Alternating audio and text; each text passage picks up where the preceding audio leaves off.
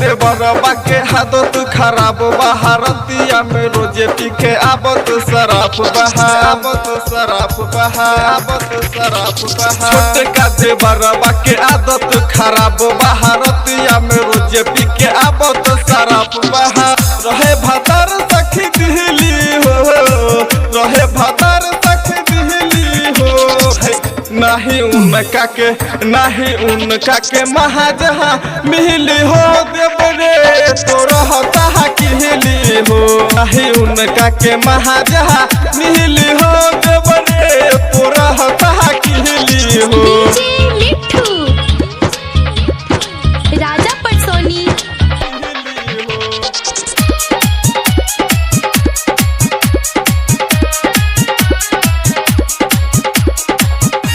सूते नहीं देला बिछवन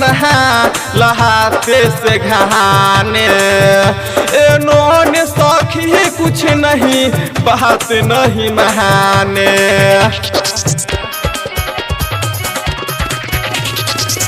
सूते नहीं देला बिछवन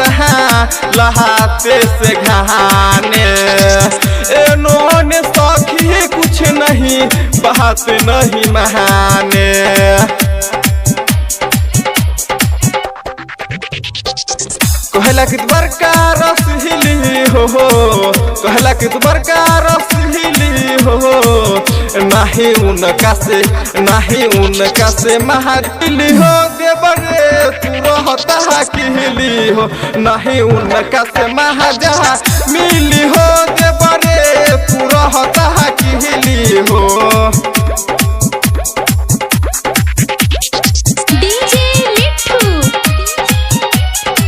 राजा पटसोनी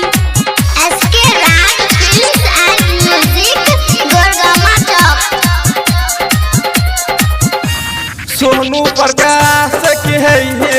संगत बाथैले बल महादेवेंद्र के है बात न बतैले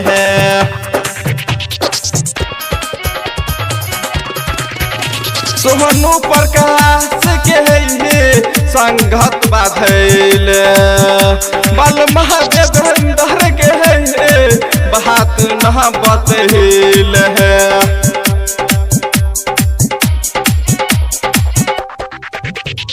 बढ़े परेशानी जब हानि हो